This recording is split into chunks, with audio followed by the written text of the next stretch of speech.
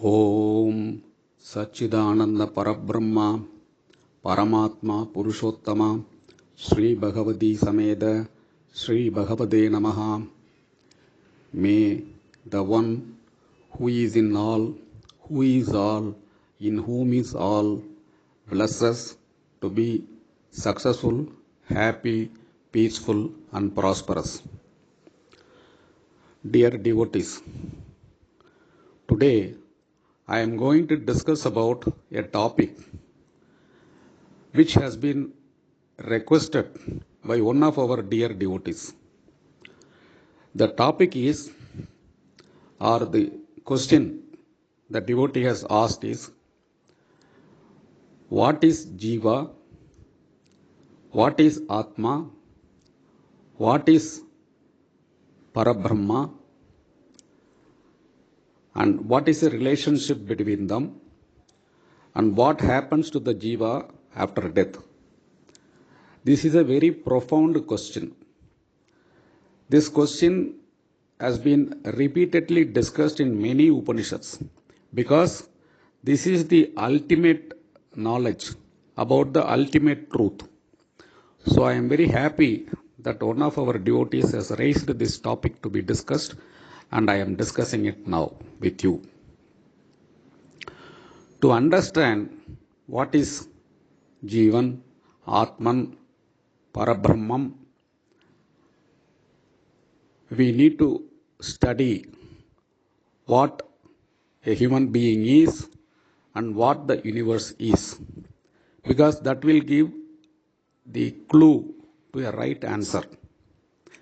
First, let us take a human being.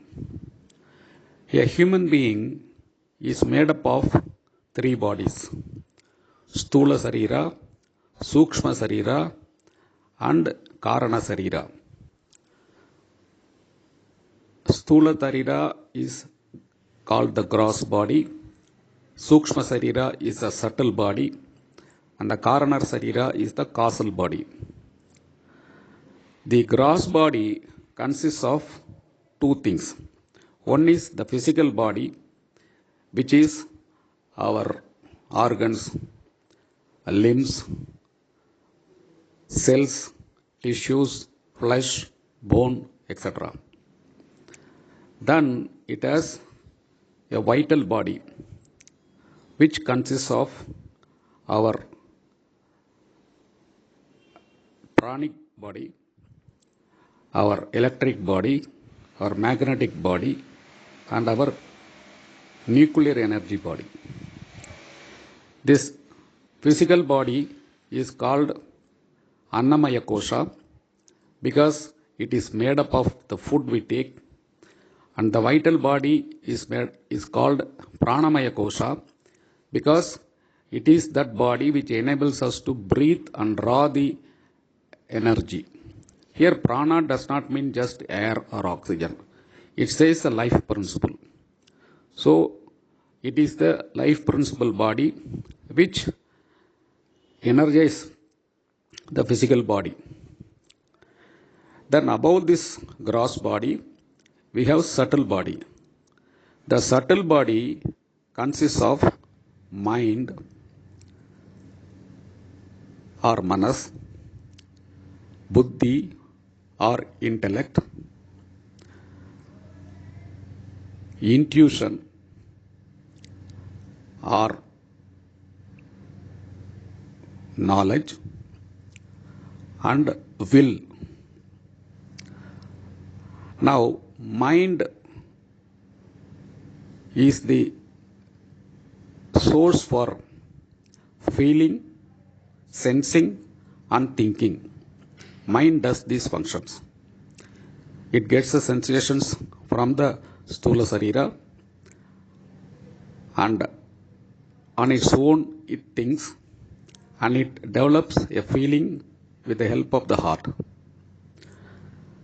Then buddhi is a discriminative faculty. It evaluates a thing as good or bad, right or wrong, to be done or not to be done, whether in our interest or not in our interest. Then the intuition. Intuition is things coming to us on its own. It comes to us from the divine energy within us. It is always coming to us, but then we are not listening to it as we are always external looking. If we are internally looking at ourselves, we will be able to hear the voice of the divine, and that is intuition. Then above that is the will body. The will body is what makes our desires to fructify. This is the combo of the Sukshma Sarira: mind, intellect, intuition, and will. Above this is the spiritual body, or the Karana Sarira. The Karana Sarira has two components. One is the ego body. The ego body is the I-ness. It is this body that gives us the subjective consciousness. The mind, intellect will give us the objective consciousness, but the subjective consciousness comes from the ego body. The ego body has been given to us because without having an I-ness, we cannot have a desire or will or ability to act, because one has to have the ability to act and he has to take the responsibility for his action. If there is no individual ego, nobody will be responsible for nobody. Nobody will be responsible for no action. Then people can get away by saying that it is like a robo. I did what was programmed, so it is God who is responsible for that. So that is not the case here. God has given an individualized energy, not called the ego body, and that ego body is responsible for the actions of the rest of the body below it. This ego body is called the Jeeva. The ego body has two components. One is the ego body which identifies itself with the physical body and the mental body, that is Sthula Sarira and Sukshma Sarira. This is a lower Jivan or lower ego body. Then it has a higher Jivan or ego body which identifies itself with the Supreme Spirit or the divine spark within us.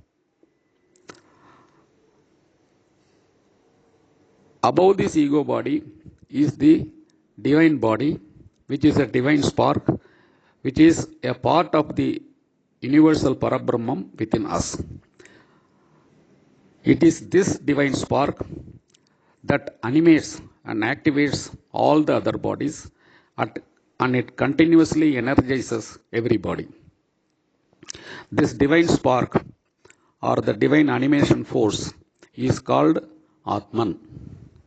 So the spiritual body has two components, Jeevan and Atman, and the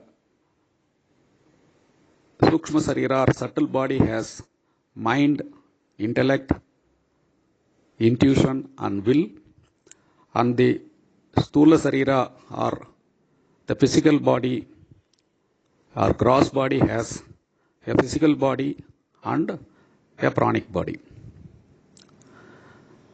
This divine spark or the divine body is on par with the Parabrahma, the Supreme Spirit, because it is nothing but that Supreme Spirit in an individual body to enable that individual soul to perform. It is unblemished, it is Purnam, it is Suddha. But when we come to the Jeevan, that is the ego body, it is a colored energy. Why it is colored?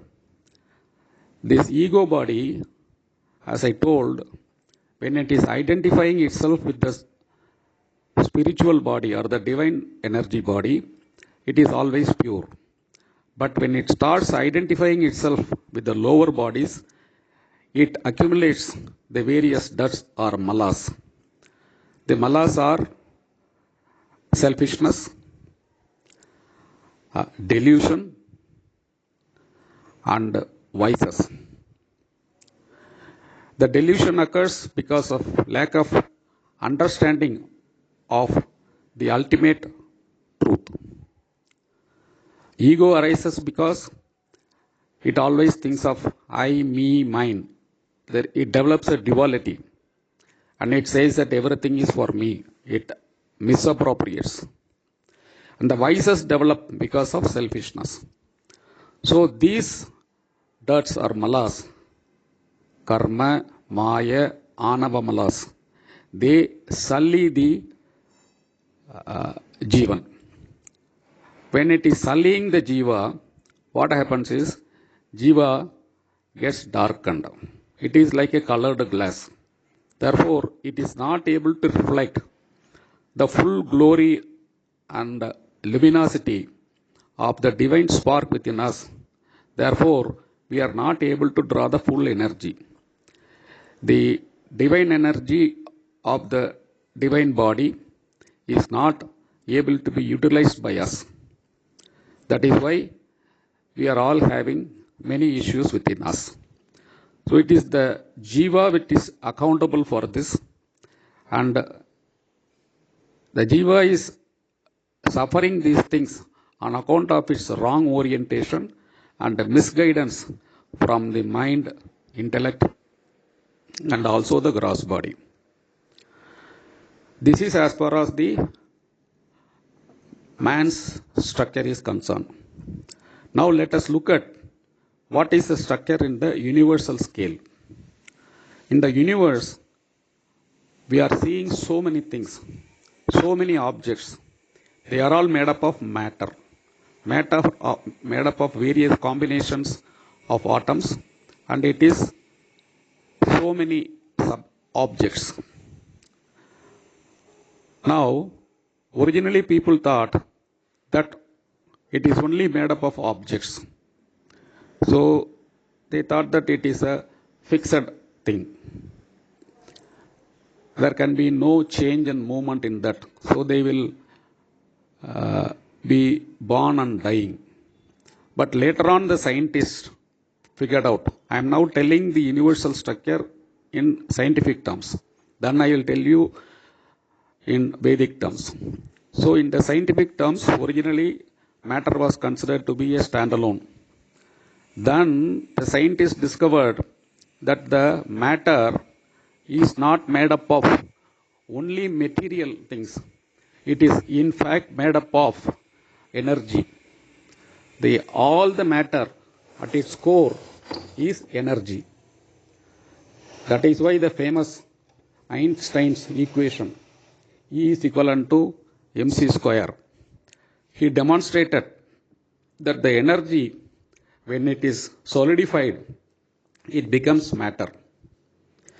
And the quantum physics established that all matter is continuously in a dual form of wave and particle. As a wave, it is energy wave, and when it is consolidating, it becomes a particle. So, the energy wave is the Sukshma Sarira of the matter. So, if we take the universe, the physical objects are the gross body, and the energy within each of this object is the Sukshma Sarira. And the science went one step further and established that this energy cannot be destroyed. No energy can be created or no energy can be destroyed. The energy will only change forms. It cannot be destroyed. So this was another very big revelation, that this entire universe is in a field of energy, and within that, like a wave, this matter crops up. Then for a long time, science could not figure out what is the Karana Sarira, from where this has all come up. In fact, they all thought it has been there for time immemorial, and they came to the conclusion that this universe itself is stagnant. And on that basis, they were doing their calculation, scientific calculation. Suddenly, one scientist, Hubble, came. Hubble invented a telescope. And when he saw the universe, the sky, through the telescope, he was stunned. He found the universe is expanding. When he published this thesis, the entire scientific community was stunned. How can it be? How can the universe expand? Then he demonstrated. The easiest analogy I can give it to you is, as he explained, he said, take a balloon. In the balloon, you put some dots and you start blowing it up. As you keep blowing, the balloon will expand and you will find the dots are getting farther and farther from each other. In the same way, he showed it in the telescope. The stars, the farther stars, are moving away from each other. So, this way, it was established that the universe is expanding, and the scientists accepted it. But the story doesn't end there. Then he hypothesized that if the universe is expanding today, it should have been expanding forever. So he back calculated. So if it is at this size today, what it would have been 1 million years ago, 1 billion years ago, he calculated back. And to his utter surprise, he found out that at one point of time, some 10 billion years ago, it was just a dot. It was just a dot. And the scientists were amazed on this discovery. And then he propounded that it was this dot, which is condensed energy, that blasted and the Big Bang came.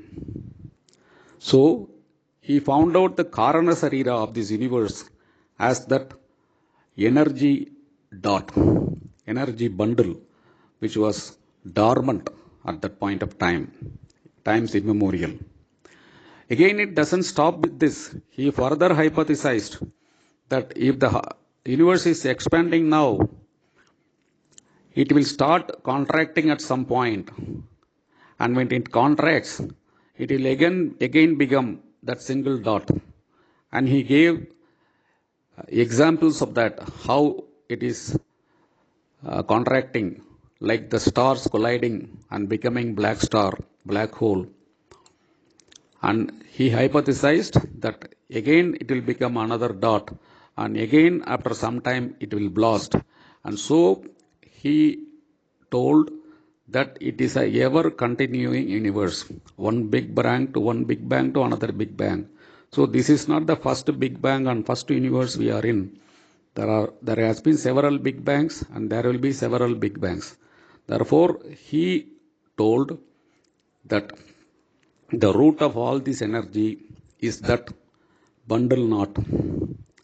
So science accepted that the Karana Sarira is that bundle of energies at the beginning of an universe.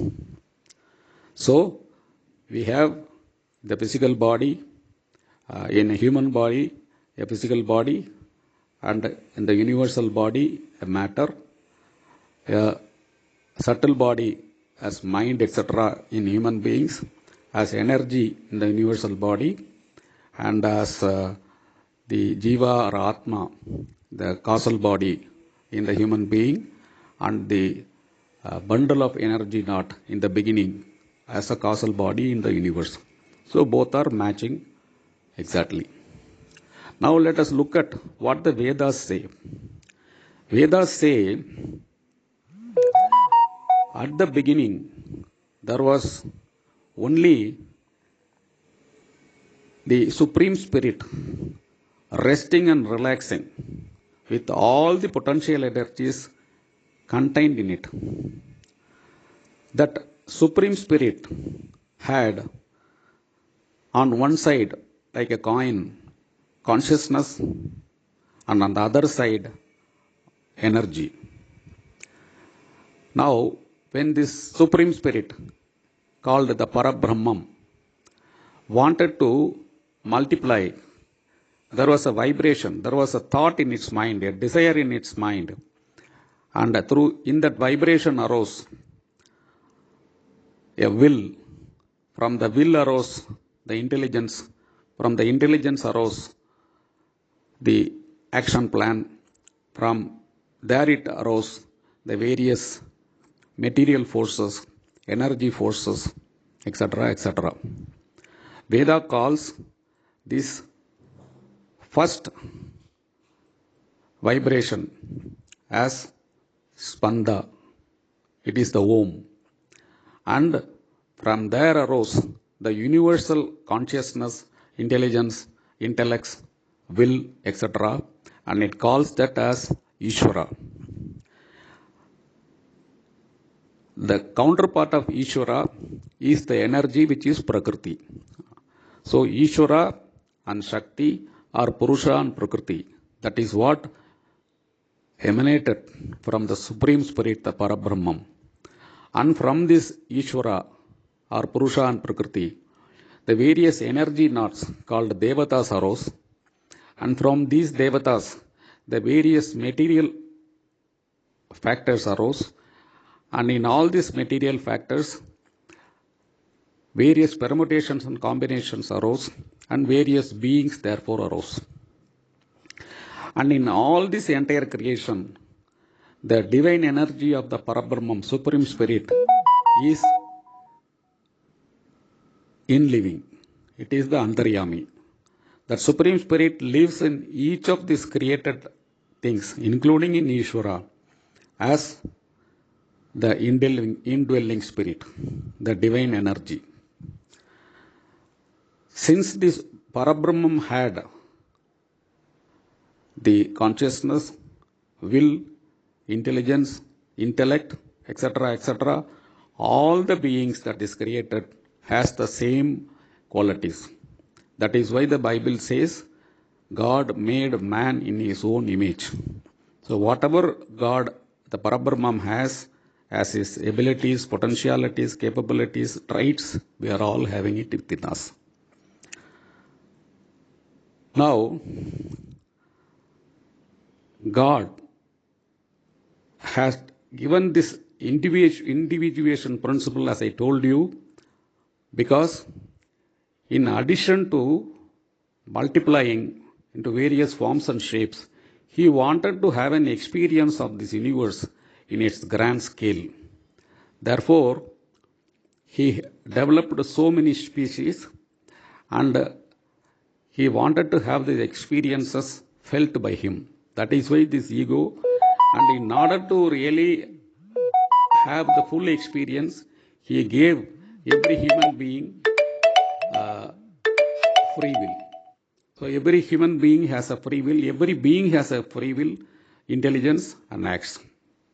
Imagine, if there is no intelligence, how can a small ant identify a still smaller particle fallen on the ground and come and sense and pick it up? Ramakrishna says, you mix sand and sugar, leave it. You and I cannot differentiate it. But an ant will come and pick up only the sugar.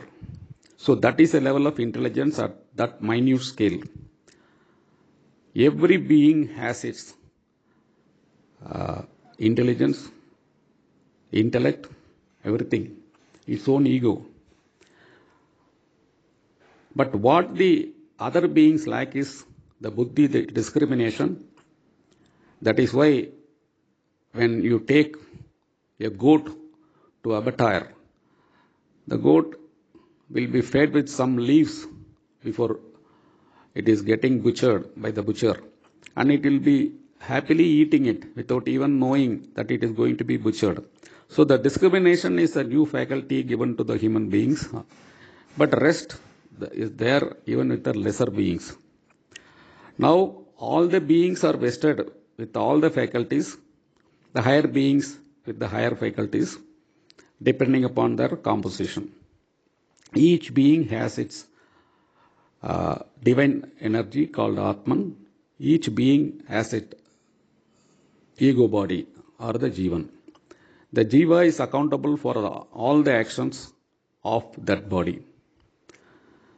Veda declares even a stone has an Atman and Jeevan. That is why it is able to breathe. That is why there is water inside the stone. That is why we are developing shilas with the stone, because they can absorb energy. So there is nothing in this world which does not have an Atman or a Jeevan. The divine energy is within every being, within everything, and spread all over the universe. So also the divine powers, so also the divine consciousness. That is, the spirit is present everywhere in everything, and the spirit is in fact everything. This is what the Vedas declare. Therefore, our Atman is nothing but the Parabrahmam. Easwara is also nothing but our Atman. But the difference is, Easwara is completely pure, Suddha Brahman.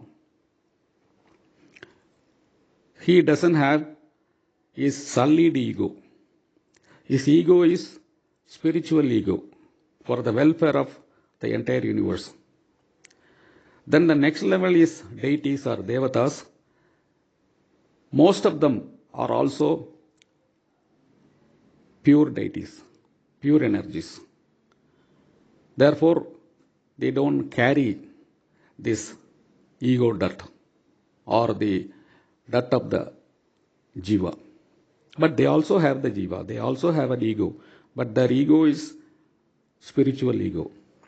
But as we come down, as I told you, it gets sullied. It is getting more sullied in human beings because the free will in respect of other beings are limited, and therefore the possibilities of being selfish or not selfish, the vices and all those things are much lesser. And due to lack of free will, many of the other beings are not accountable for their actions. But in human beings, the free will is fully manifest, and the buddhi discriminative faculty is fully manifest, and the human beings are therefore accountable for their actions. Therefore, a human soul can easily be sullied, and it is a responsibility of every human being to take care that it doesn't get sullied. Now, we have understood the overall structure. The overall structure, to repeat, is a human being is having a gross body, Sthula Sarira, Sukshma body, subtle Sukshma Sarira, subtle body, and causal body or spiritual body, Karana Sarira. And this physical body consisting of gross body consisting of body and vital body, physical sheath and Annamaya Kosha and Pranamaya Kosha, and the subtle body consisting of Manomaya Kosha and Vijnanamaya Kosha, and then the spiritual body consisting of ego and divine spirit. That ego body is the Jeevan, and the spiritual body is the Atman. So, Jeevan is the soul which is responsible for conduction of a life in this world.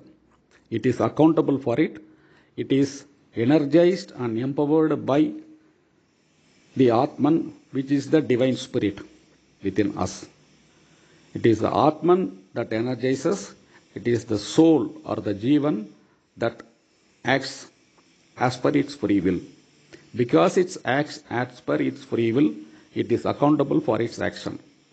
God or the Atman or the Parabrahmam or the Easwara does not decide anything for us. They have given all the things to us, and then it is up to us to conduct ourselves the way we want. But we are accountable for our actions. Now, as I told you, if the ego body, that is the soul, conducts all right, it will not fall prey to the three malas, karma, maya, anava malas, and then it will be ever growing. If it falls for any of these malas, it will be only degenerating. Okay. How to avoid falling into the trap? As I told you, there are three traps. First trap is maya mala, lack of knowledge, delusion. To overcome that, we have to understand the truth of the truth. That is jnana. We have to understand the ultimate reality with all its full details. Jnana yoga is the answer for removing the delusion. Then, after learning also, we may find it difficult to stay with it because mind is a monkey. It will be jumping and then not holding on to a place, which will lead to the anavamala. Because I have learnt it, I have done this, that ego of the mind and body. To overcome that, you have to stabilize the mind. And for this, you have to undertake the dhyana yoga and bhakti yoga. The dhyana yoga will stabilize the mind on the divine spirit which is within you. And the bhakti yoga will enhance your devotion to the Easwara. Because mind is always looking for something to cling on. Instead of allowing it to wander on the external lustful things, if it can be directed to concentrate on the divine energy within us, then it will be able to enhance its divine energy. And through the dhyana yoga, you can draw energy from the divine spirit within you, and also from the divine spirit from all around you, and also from the other objects and beings from around you. Therefore, you will constantly be increasing your divine energy, which means you will be swelling, just like Lord Hanuman swelled in his energy body. Third thing, despite all these things, still you can have some selfishness. To overcome that selfishness, you have to undertake selfless service, karma yoga. If you realize that not only you have a self or ego, that there is a self or the divine energy, divine being in everything outside you and in every being outside you, then you will expand your consciousness to such an extent that you will feel happy to serve everybody. The moment you start serving everybody with a selfless motive, then the divine energy in you will be swelling and your happiness will be swelling. Therefore, the Vedas have prescribed that you should practice Jnana Yoga for learning the truths, and then practice Dhyana Yoga to enhance your divine energies, and practice Karma Yoga to quell your selfish tendencies. If you do these three things, then there will be no after effect of any karma, because there will be no negative karma you will be creating. There will be only positive karmas you will be doing. Now, what happens when you do a negative karma or positive karma? When you do a positive karma, your internal vibration and your internal energy grows up. If you do a negative karma, your internal energy and vibration comes down, and therefore your overall quality comes down. Therefore, the trick lies in enhancing your vibration and frequency. What is spiritual growth? Spiritual growth is nothing but enhancing your vibratory scale of the level of vibration as well as the level of frequency. If you look at a matter will be vibrating at a low level. The breath will be vibrating at a higher level than this. Thoughts will be at a higher level. Intuition will be at a much higher level. Happiness will be at a much higher level. Ego will be at a much higher level. The spiritual energy will be at extremely high level. So the spiritual growth means you have to grow from the lowest vibratory scale of the body to the highest vibratory scale of the spirit. That is the divine energy. For that, you have to draw the same divine energy from everywhere and enhance your vibration. If you listen to a good music, if you do a good thing to somebody else, if you look at the nature, if you look at the sky, if you think positively, you will find that your own vibrations are going up. Only when you are doing wrong things, when you are sad, when you are looking at bad things, then you will have the problem of these negative energies, your vibrations coming down. Therefore, the enhancement of the spiritual growth is not a big deal. It is something which is scientifically possible and can be scientifically done. And for that, you have to follow the practices of thinking good, acting good, and speaking good. Once the spiritual energy is going up, the divine energy is going up, then what happens? Your intelligence increases because it is at a higher vibration. Therefore, you are also raising yourself to the higher vibration. Your intuition goes up, your willpower goes up. Therefore, all that you want can be made to happen. All that you desire will come true. The success is just a fallout of this practice. That is why Vedas declare that you follow these principles of Jnana Yoga, Bhakti Yoga, Dhyana Yoga, and Karma Yoga. And for this Kali Yuga, in Shakti Yoga Purana, Lord Shiva has recommended that for this yoga, the best yoga, which is a combination of all these four yogas, is Shakti Yoga. So he has recommended you follow Shakti Yoga sincerely, and you will be able to grow spiritually and succeed in your life and be happy, peaceful, prosperous. This is the route for our leading a happy life. Now, we'll take up the next question, subject of the question.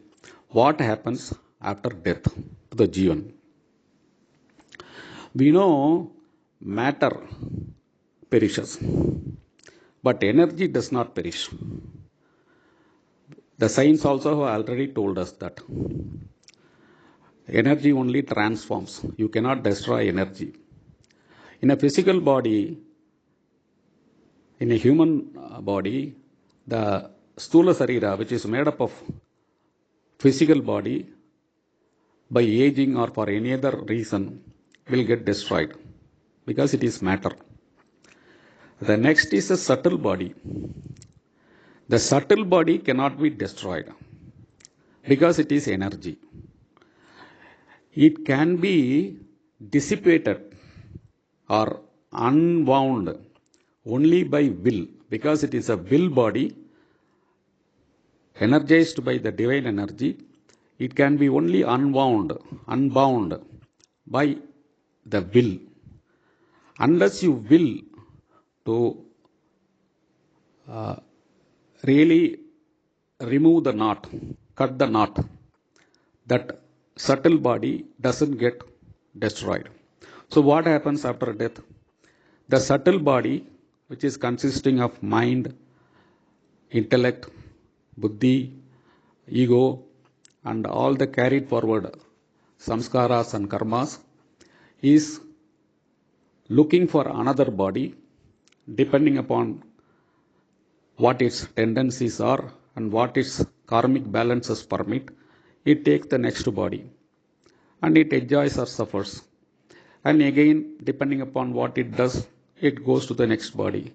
Punarabi Janaram, Punarabi Maranam. Now, if somebody wants to get rid of this subtle body, he has to work really hard. How? He has to get rid of all the desires. He has to get rid of all the accumulated karmas. He has to really long for this dissolution of this subtle body. Now, this is a very arduous task, Herculean task, because every day we are acting, and every day some desires or the other crop up, and every day we are creating some karma, and there are every day unfulfilled desires. So to get rid completely of this is an extremely difficult task. Only for this, the ancient people have suggested you take up to asceticism. Therefore, you will not have desires or responsibilities, and therefore there is a possibility of unlocking this knot. But even there it is very difficult because it is not possible in one birth. Several births you have to undertake. But even after that, whether it is possible, because in the journey of every new birth you will be adding karmas. But theoretically it is possible. But Vedas say, instead of going about this difficult route, there is a better, simpler, easier and happy route. What is that? It says that you look for a happy life in this birth and birth after birth. So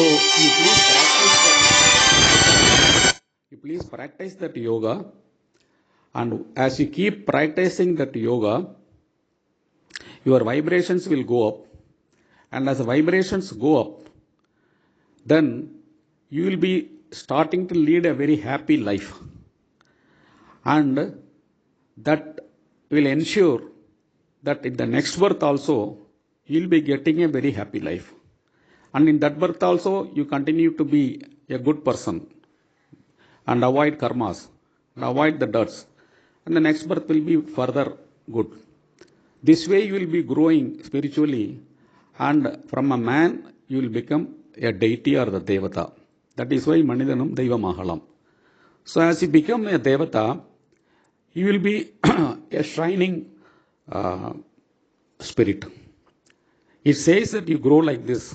At some stage, if you really work in refining and growing, and further, you can even become a god. Veda says this is in line with what the God's objective is. If God wanted everybody to be giving up their life and coming back to Him, why He should have created so much bigger universe? Why still He is permitting creation of so many beings? So the God's intention is to see the beings grow spiritually.